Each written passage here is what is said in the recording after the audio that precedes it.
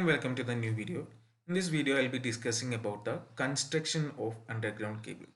So underground കേബിൾസിൻ്റെ construction, അതായത് ഒരു കേബിൾ എന്ന് പറഞ്ഞു കഴിഞ്ഞാൽ അതിൻ്റെ ഉള്ളിൽ ഉണ്ടായിരിക്കുന്നത് എന്തൊക്കെയായിരിക്കും എന്നുള്ളതാണ്. അപ്പോൾ അതായത് കണ്ടക്ടർ എന്തായാലും ഉണ്ടായിരിക്കുന്ന അറിയാം, അതിൻ്റെ ചുറ്റും വരുന്ന കവറിങ്ങുകളും കാര്യങ്ങളൊക്കെയാണ് നമ്മളിവിടെ ഡിസ്കസ് ചെയ്യുന്നത്. ഇപ്പോൾ ഈ കാണുന്നതാണ് അണ്ടർഗ്രൗണ്ട് കേബിൾസിൻ്റെ ഒരു ഫിഗർ എന്ന് പറയുന്നത്. ഓക്കെ, ഇപ്പോൾ അണ്ടർഗ്രൗണ്ട് കേബിളിലേക്ക് പോകുന്നതിന് മുന്നേ ജസ്റ്റ് അണ്ടർഗ്രൗണ്ട് ട്രാൻസ്മിഷൻ നമുക്കറിയാം, എന്നാലും ജസ്റ്റ് ഒന്ന് ബ്രീഫ് ചെയ്തെടുക്കാം. ഓൾറെഡി നമുക്കറിയാം രണ്ട് ടൈപ്പ് ഓഫ് ട്രാൻസ്മിഷനാണുള്ളത്, overhead transmission and underground transmission. And നമ്മൾ പ്രിഫർ ചെയ്യുന്നത് ഓവർ ഹെഡ് ആണെങ്കിലും പലപ്പോഴും അണ്ടർഗ്രൗണ്ടും പ്രിഫർ ചെയ്യാറുണ്ട്, ഉപയോഗിക്കാറുണ്ട്.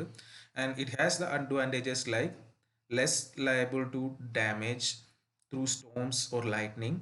സോ അങ്ങനത്തെ ഒരു ഇഷ്യൂ വരുന്നില്ല, കാരണം അണ്ടർഗ്രൗണ്ട് ആണ്. ഇപ്പോൾ സ്റ്റോംസും ലൈറ്റ്നിങ്ങും ഒന്നും അതിനെ എഫക്റ്റ് ആയി ചെയ്യുന്നുണ്ട്. And low maintenance cost, less chances of fault, smaller voltage drop and better general appearance. So ഒരുപാട് അഡ്വാൻറ്റേജസ് അവിടെ വരുന്നുണ്ട്.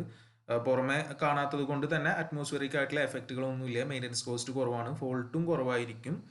ഡിഗ് ചെയ്യുമ്പോൾ എന്തെങ്കിലും ഇഷ്യൂ ഉണ്ടാവുക എന്നുള്ളത് മാത്രമേ ഉള്ളൂ, അല്ലെങ്കിൽ എല്ലാം നോർമൽ കേസിൽ ഫോൾട്ടുകളൊക്കെ വളരെ കുറവാണ്, വോൾട്ടേജ് ഡ്രോപ്പ് കുറവാണ്, ബെറ്റർ ജനറൽ അപ്പിയറൻസ് വരുന്നില്ല, ഒരു ഇഷ്യൂ ആയിട്ട് വരുന്നില്ല, കാരണം അത് അണ്ടർഗ്രൗണ്ട് ആണ്, പുറമെ നമ്മളൊന്നും കാണുന്നില്ല.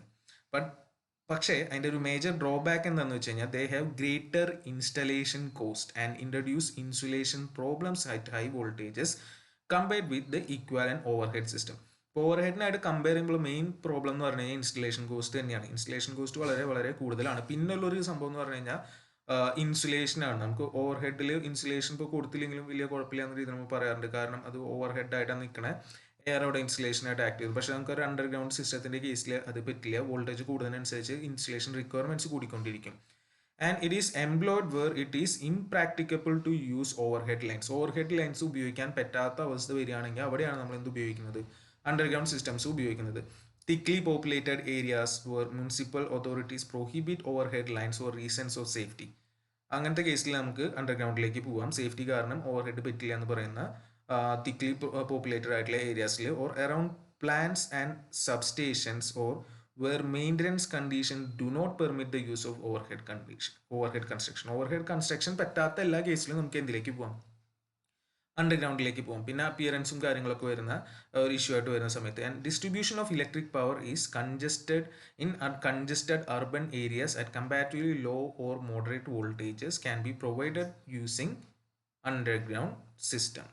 ഓക്കെ, അതാണ് ബേസിക്കലി അണ്ടർഗ്രൗണ്ട് സിസ്റ്റം എന്ന് പറഞ്ഞു കഴിഞ്ഞാൽ. സോ അതിന് അണ്ടർഗ്രൗണ്ട് കേബിളിലേക്ക് വരാം നമുക്ക്. an underground cable essentially consists of one or more conductors covered with suitable insulation and surrounded by a protecting cover. ഇപ്പോൾ ഒറ്റ കണ്ടക്ടർ ആയിരിക്കണം എന്നില്ല, ഒന്നോ അതിൽ കൂടുതൽ കണ്ടക്ടേഴ്സ് ഉണ്ടാവും, സ്യൂട്ടബിൾ ആയിട്ടുള്ള ഇൻസുലേഷൻ എന്തായാലും ഉണ്ടാവും, പ്ലസ് അതിലൊരു പ്രൊട്ടക്റ്റീവ് കവർ ഉണ്ടായിരിക്കും. ഇപ്പോൾ ഇത് ജസ്റ്റ് സിമ്പിൾ ഇത്ര പറഞ്ഞു കഴിഞ്ഞാലും അതിൽ കുറച്ച് സാധനങ്ങൾ അഡീഷണൽ ആയിട്ട് വരുന്നുണ്ട്. ഇപ്പോൾ നമുക്കിവിടെ കാണുന്ന ഫിഗറിൽ നിന്ന് തന്നെ മനസ്സിലാക്കാം, ജസ്റ്റ് എന്താ കണ്ടക്ടർ മാത്രമല്ല അതിൽ കൂടെ വേറെ എന്തൊക്കെയോ ആഡ് ചെയ്തിട്ടുണ്ട് എന്നുള്ളത്. അപ്പോൾ അതെന്തൊക്കെയാണെന്നുള്ളതാണ് നോക്കാൻ പോകുന്നത്. അതിൽ മുന്നേ ഇതിൻ്റെ നെസസറി റിക്വയർമെൻറ്റ്സ് എന്തൊക്കെയാണെന്ന് പറയാം കേബിൾസിൻ്റെ, അണ്ടർഗ്രൗണ്ട് കേബിൾസിൻ്റെ. First, the conductor used in cable should be tinned stranded copper or aluminum of high conductivity. Okay. So ഇപ്പോൾ ടിൻഡ് സ്റ്റാൻഡേർഡ് കോപ്പർ ആയിരിക്കാം, അല്ലെങ്കിൽ അലുമിനിയം ആയിരിക്കാം ഹൈ കണ്ടക്ടിവിറ്റി ഉള്ള മെറ്റീരിയൽ ഉപയോഗിക്കുന്നത്. പിന്നെ ഇതിൽ standing is done so that conductor may become flexible and carry more current. Standing ഉപയോഗിക്കുന്നുണ്ട് അപ്പോൾ എന്താ പറയുക, കൂടുതൽ കറണ്ട് ക്യാരിങ് കപ്പാസിറ്റി വരുത്താനും പിന്നെ എന്തിനു വേണ്ടിയിട്ടാണ്, മെക്കാനിക്കൽ സ്ട്രെങ്ത് കൂട്ടുക, ഫ്ലെക്സിബിലിറ്റി കൂട്ടുക എന്നുള്ള ഒരു ഇതിന് വേണ്ടിയിട്ട്. Then the conductor size should be such that the cable carries the decide load current without overheating and causes voltage drop within permissible limit. So കണ്ടക്ടറിൻ്റെ സൈസ് ചൂസ് ചെയ്യുമ്പോൾ നമ്മൾ കുറച്ച് കാര്യങ്ങൾ നോക്കണം. എന്താ, ലോഡ് കറണ്ട് അധികം ഹീറ്റ് ആവാണ്ട്, I square loss കുറവായിട്ടുള്ള രീതിയിൽ, അധികം ഹീറ്റ് ആവാത്ത രീതിയിൽ ലോഡ് കറണ്ട് ക്യാരി ചെയ്യും വേണം. വോൾട്ടേജ് ഡ്രോപ്പ് നമ്മൾ പറഞ്ഞിട്ടുള്ള പെർമിസിബിൾ ലിമിറ്റ്സിൻ്റെ ഉള്ളിൽ നിൽക്കത്തക്ക രീതിയിലായിരിക്കണം കണ്ടക്ടറിൻ്റെ size. And cable must have proper thickness of insulation in order to give high degrees of safety and reliability at the voltages for which it is design. ഇപ്പോൾ ഇവിടുത്തെ മെയിൻ പ്രശ്നം പറഞ്ഞത് നമ്മുടെ ഇൻസുലേഷൻ തന്നെയാണ്. അപ്പോൾ proper thickness of insulation should be there to withstand high voltages and assure good safety and reliability. And the cable must be provided with suitable mechanical protection. So ഇതിന് പുറമെ mechanical protection വേറെ കൊടുക്കണം എന്നാണ് പറയുന്നത്, so that it withstand the rough use in laying in. അപ്പോൾ അത് നമ്മളത് എന്താ ലേ ചെയ്യുന്ന സമയത്ത് ഉണ്ടാവുന്ന റഫായിട്ടുള്ള നമുക്ക് വിത്ത്സ്റ്റാൻഡ് ചെയ്യാൻ പറ്റുന്ന രീതിയിൽ മെക്കാനിക്കൽ പ്രൊട്ടക്ഷനും കൂടി നമ്മളവിടെ അഡീഷണൽ ആയിട്ട് കൊടുക്കണം. And the materials use in the manufacture of cable should be such that there is complete chemical and physical stability throughout. So use ചെയ്യുന്ന മെറ്റീരിയൽസിന് proper chemical and physical stability ഉണ്ടായിരിക്കണം throughout. ഇതൊക്കെയാണ് ഇതിൻ്റെ necessary requirements എന്ന് പറയുന്നത് കേബിൾസിൻ്റെ. Now coming to the construction of the cable. So ഇത് ഒരു കേബിളിൻ്റെ കൺസ്ട്രക്ഷനാണ് ഇവിടെ കാണിച്ചിട്ടുള്ളത്. ഇപ്പോൾ ഈ കാണുന്ന ഇതാണ് ഒരു കേബിളിൽ ബേസിക്കലി ഉണ്ടാവുന്ന കാര്യങ്ങൾ. അപ്പോൾ അതിൻ്റെ ഉള്ളിൽ കണ്ടക്ടേഴ്സ് ഉണ്ടാവും, ഒന്നായിരിക്കാം ഒന്നിൽ കൂടുതലായിരിക്കാം. ഇവിടെ കാണിച്ചിട്ടുള്ളതിൽ 3 കണ്ടക്ടറാണ് കാണിച്ചിട്ടുള്ളത്. ഇതിൽ ഓരോന്നും ഡീറ്റെയിൽ ആയിട്ട് വേറെ പറയാം. അപ്പോൾ അതിന് ബേസിക്കലി എന്തായാലും എന്തുണ്ടായിരിക്കും, ഒരു ഇൻസുലേഷൻ ഡയറക്റ്റ്ലി അതിൻ്റെ മുകളിൽ ഒരു ഇൻസുലേഷൻ ഉണ്ടായിരിക്കും. നേരത്തെ നമ്മൾ different types of insulating materials ഉണ്ട്, അടുത്ത ലെക്ചറിൽ പറയുന്നതായിരിക്കും. ഒരു ഇൻസുലേഷൻ അവിടെ പ്രൊവൈഡ് ചെയ്തിട്ടുണ്ടാവും. ആ ഇൻസുലേഷൻ്റെ മുകളിൽ ഒരു ഷീത്ത് കവറിങ് ഉണ്ടായിരിക്കും. അപ്പോൾ എന്താണ് ഷീത്ത് കവറിങ് എന്നുള്ളതൊക്കെ പറയാം. നമ്മൾ ലെഡൊക്കെയാണ് അതിന് ഷീത്തായിട്ട് ഉപയോഗിക്കുക. അപ്പോൾ അതിനെക്കുറിച്ച് ഡീറ്റെയിൽ ആയിട്ട് നമുക്ക് പറയാം. അതേപോലെ ഇൻസുലേഷൻ പല ടൈപ്പ് ഉണ്ട്. ജനറലി പേപ്പർ ഇൻസുലേഷനൊക്കെ ആയിരിക്കും. അപ്പോൾ ഇത് കഴിഞ്ഞ് കഴിഞ്ഞാൽ വീണ്ടും ഷീത്ത്, ഇപ്പോൾ കണ്ടക്ടർ കഴിഞ്ഞു, ഇൻസുലേഷൻ കഴിഞ്ഞു, അതിൻ്റെ മുകളിൽ ഒരു ഷീത്ത് ഉണ്ടെന്ന് പറഞ്ഞു. ഇനി അതിൻ്റെയും മുകളിൽ ഒരു ബെഡിങ് ഉണ്ട്. ഓക്കെ, ഒരു ബെഡിങ് പ്രൊവൈഡ് ചെയ്യുന്നുണ്ട്. അതിൻ്റെ മുകളിൽ ഒരു ആർമറിങ് കവറിങ്ങും കൂടി ഉണ്ട്. ഏറ്റവും അവസാനം പുറത്ത് കാണുന്നതിനെയാണ് നമ്മൾ സെർവിങ് എന്ന് പറയുന്നത്. ഓക്കെ, ഇപ്പോൾ ഇവിടെ ഈ ബ്ലൂ കളറിൽ കാണിച്ചിട്ടുള്ളതാണ് serving. So conductor is there, it has an insulation over which a sheath is there, then there is a bedding and an armouring and finally the serving. ഇപ്പോൾ ഇത്രയാണ് ഇതിൻ്റെ മെയിൻ ആയിട്ടുള്ളത് വരുന്നത്. അപ്പോൾ ഇതിൻ്റെ ക്രോസ് സെക്ഷനാണ് ഇവിടെ കാണിച്ചിട്ടുള്ളത്. ഇതിലെല്ലാം ഒന്നും വന്നിട്ടില്ല. കണ്ടക്ടേഴ്സ്, പേപ്പർ ഇൻസുലേഷൻ പേപ്പർ എന്നുള്ള രീതിയിലാണ്. പിന്നെ ആണ് നമ്മുടെ ഷീറ്റ് വരുന്നത്. അതിൻ്റെ ഇടയിൽ ഇവിടെ ഒരു പേപ്പർ ബെൽറ്റ് എന്ന രീതിയിൽ കാണിച്ചിട്ടുണ്ട്.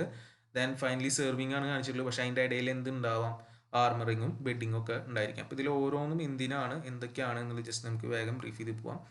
The cores or conductors, a cable may have 1 or more than 1 core. അപ്പോൾ അതായത് ഒരു കണ്ടക്ടർ അല്ലെങ്കിൽ അതിൻ്റെ അധികം conductor depending upon the type of service for which it is intended. ഇപ്പോൾ നമ്മൾ ഏത് ടൈപ്പാണ് ഉപയോഗിക്കുന്നത്, ഏത് ടൈപ്പ് സർവീസ് ആണെന്ന് വെച്ച് കഴിഞ്ഞാൽ അതിനനുസരിച്ച് ഒന്നോ അതിൽ കൂടുതലോ കണ്ടക്ടേഴ്സ് ഉണ്ടായിരിക്കാം.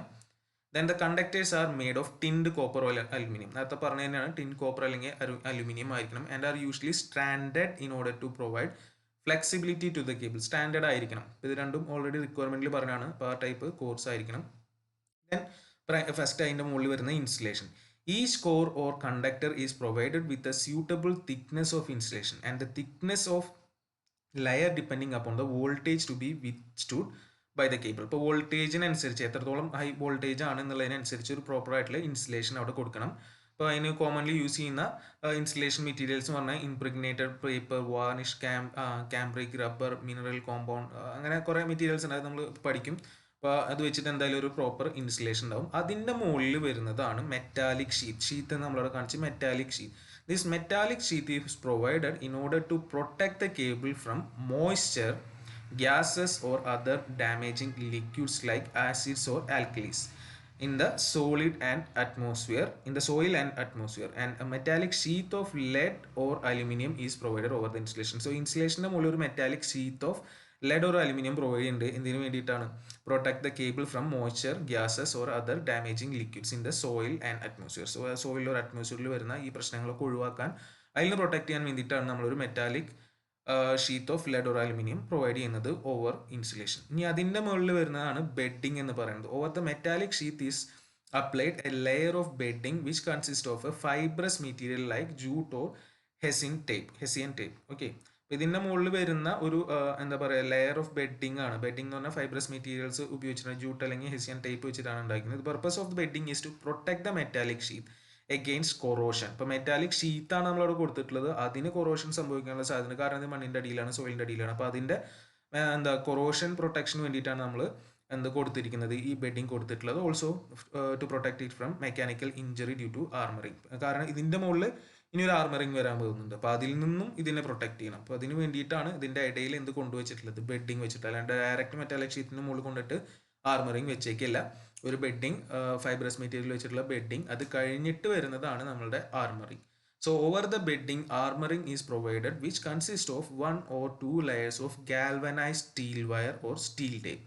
ഗാൽവനൈസ്ഡ് സ്റ്റീൽ വയർ അല്ലെങ്കിൽ സ്റ്റീൽ ടേപ്പ് വെച്ചിട്ടുള്ള എന്തുണ്ടായിരിക്കും, അവിടെ ഒരു ആർമറിങ് ഉണ്ടായിരിക്കും. ഇപ്പോൾ ഈ ആർമറിങ് എന്തിനായിരിക്കും എന്നുള്ളത് നമുക്ക് മനസ്സിലാക്കാം. ആർമർ എന്ന് പറഞ്ഞു കഴിഞ്ഞാൽ പ്രൊട്ടക്ഷൻ ആണ്, എപ്പോഴും പറയാം mechanical protection. So its purpose is to protect the cable from mechanical injury while laying it and during the course of handling. Armouring may not be done in the case of some cable. ചില കേസുകളിൽ നമ്മൾ armouring കൊടുക്കില്ല. അപ്പോൾ armouring അവിടെ കണ്ടീഷനിലാണ്. അപ്പോൾ അങ്ങനത്തെ പ്രശ്നങ്ങളുള്ള കേസിലാണ് നമ്മൾ മെയിനായിട്ട് എന്ത് കൊടുക്കുന്നത്, ആർമറിങ് കൊടുക്കുന്നത്. And finally there is the serving. In order to protect the armouring from atmospheric conditions a layer of fibrous materials again like jute similar to bedding is provided over the armouring. ഇപ്പോൾ ഷീറ്റിൻ്റെ മുകളിൽ bedding കൊടുത്തു, ബെഡിങ്ങിൻ്റെ മുകളിൽ armouring കൊടുത്തു, ആർമറിങ്ങിനെ protect ചെയ്യാൻ വീണ്ടും അതിൻ്റെ മുകളിൽ എന്ത് കൊടുക്കുന്നു, ഒരു സെർവിങ് കൊടുക്കുന്നു ഫൈബ്രസ് മെറ്റീരിയൽ വെച്ചിട്ട്. അപ്പോൾ ഇതൊക്കെയാണ് ഇതിൻ്റെ കൺസ്ട്രക്ഷനും പാർട്സും വരുന്നത്. അപ്പോൾ ഏറ്റവും ഉള്ളിൽ കണ്ടക്ടേഴ്സ് ഉണ്ട്, അതിൻ്റെ മുകളിൽ നമ്മളെ ഇൻസുലേഷൻ്റെ മുകളിൽ മെറ്റാലിക് ഷീറ്റിൻ്റെ മുകളിൽ ബെഡിങ്ങിൻ്റെ മുകളിൽ armouring, then finally serving. Armouring ചില കേസുകളിൽ ഉണ്ടായിരിക്കില്ല. ഈ bedding, armoring and serving are only applied to the cables for the protection of conductor insulation and to protect the metallic sheet from mechanical injury. അപ്പോൾ ഈ ബെഡിങ്ങും ആർമറിങ്ങും സെർവിങ്ങും ഒക്കെ മെക്കാനിക്കൽ പ്രൊട്ടക്ഷന് വേണ്ടിയിട്ടാണ് നമ്മൾ എന്തിൽ കൊടുത്തിട്ടുള്ളത്, മെറ്റീരിയലിൽ കൊടുത്തിട്ടുള്ളത് എന്നുള്ളതാണ് പറഞ്ഞു വരുന്നത്. ഓക്കെ.